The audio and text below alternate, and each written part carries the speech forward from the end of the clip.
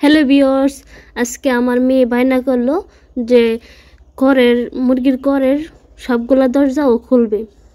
ওর ইচ্ছে যে ও মুরগিগুলারে ছাড়বে, তাই করলো। সবগুলা মুরগির ছাড়লো আর ছোট ছোট লিয়ার বাচ্চাগুলা ওরা ধরে ধরে এই ঘরে বন্দি করে, মানে চারদিকে ওয়াল, এই ঘরে সে আইনে থইতেছে যেন মানে সবুজ গাছপাতা খায়। সেই জন্যে এখানে সবগুলাই ও আনছে, ধরে ধরে আনছে। আর এই চারদিকে ওয়াল দেখে মুরগিগুলা কোথাও যেতে পারে না। আর এগুলো তো এমনি বাউদা মুরগি, বেশি উঠতে পারে না। আর এদিকে আমার ফার্মি বাচ্চাটা যে অসুস্থ বলছিলাম, সেই বাচ্চাটা মানে পায়খানার রাস্তাটা খুব ময়লা, মানে সেও অসুস্থ। তাকে দেখেই বোঝা যাচ্ছে মানে ওর পায়খানায় সমস্যা হয়েছে, মানে আমেশা আর কি। আর এই জন্যে তার শরীরটা অনেক খারাপ। ও 30টা বাচ্চার মধ্যে আসছিল, কিন্তু ওকে দেখে আমি বুঝতে পারছি যে ও অসুস্থ, জিমাচ্ছে। তাই ওকে আমি আলাদাভাবে ওষুধ খাওয়াবো, সেই জন্যে এই খাঁচায় রাখছি।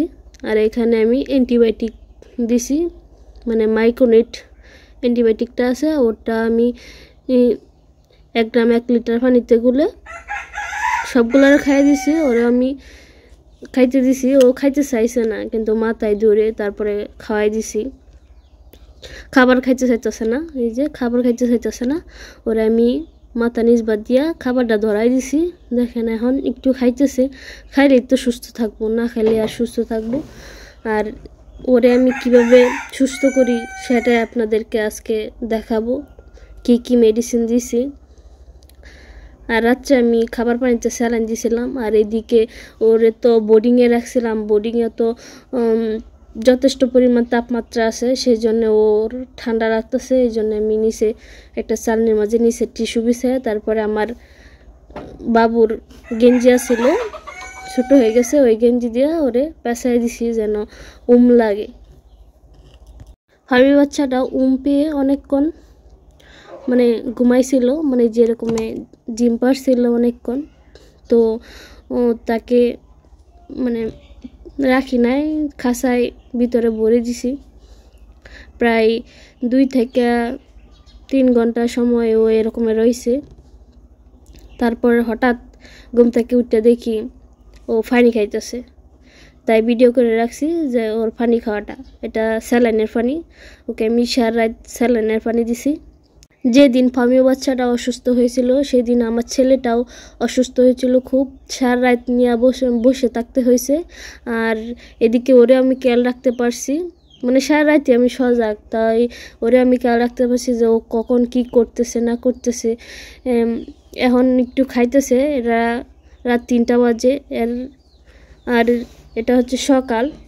ও ছটপট করতেছে যাওয়ার লাগিয়া, মানে বুঝতে পারতেছে যে ও ধীরে ধীরে সুস্থ হয়ে যেতেছে। ওরে আমি 3 দিন এখানে বন্দি করে রাখছি, আর 3 দিন অ্যান্টিবায়োটিক দিছি, খাবারের মানে স্যালাইনের পানি দিছি। আর সোনালি ফিট খাদ্যটা ওইটা আমি খাইতে দিছি। মুরগি যদি অসুস্থ থাকে তাহলে দাঁড়িয়ে থেকে ঘুমাবে, আর যদি সুস্থ থাকে তাহলে সে মুরগিটা বসে থেকে ঘুমাবে। ফার্মি বাচ্চাটা এখন ধীরে ধীরে সুস্থ হয়ে যাচ্ছে, তাই বসে পড়েছে, বসে থেকে ঘুমাবে। মা হয়ে ফার্মি বাচ্চার যত্ন নিছি। এখন আমার ছেলে ও ফার্মি বাচ্চা দুজনই সুস্থ হয়েছে মাশাআল্লাহ। এই দেখেন ও কিন্তু সুস্থ হয়ে গেছে, পুরোপুরি সুস্থ হয়েছে। ওরে আমি তাদের সঙ্গী সাথীদের কাছে ফেরত পাঠাবো, সেই জন্য ওরে আমি নিতে আসছি। ও কি চালাকি করতেছে, আমার কাছ থেকে যাইবো গা এরকম একটা ভাব নিতেছে, কিন্তু ওর পায়ে ধরে তারপরে আমি ওদের কাছে নিয়ে যাচ্ছি। ওইখানে 29টা বাচ্চা, ওকে নিয়ে 30টা হবে। মানে আল্লাহর কাছে হাজার হাজার শুকরিয়া যে ও সুস্থ হয়ে গেছে, আমার ছেলেও সুস্থ হয়ে গেছে।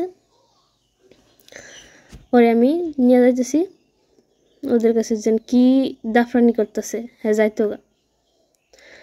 মানে 3 দিন রাখছি, আর যদি ওদের সাথেই থাকতো তাহলে এর পাশাপাশি আরও অনেকগুলা মুরগি অসুস্থ হয়ে যেত। সেই জন্য ওরা আমি আলাদা রাখা মানে যত্ন নিয়ে ওষুধ টষুধ খাওয়া সুস্থ করে তারপরে আবার এখানে আনছি, যেন সবগুলা মুরগি সুস্থ থাকে। আমার খামারে পোষা প্রাণীদের জন্য সবাই দোয়া করবেন, আমার সন্তানদের জন্য সবাই দোয়া করবেন। সবাই ভালো থাকবেন, সুস্থ থাকবেন। আজকের মতো এই পর্যন্তই। আল্লাহ হাফেজ।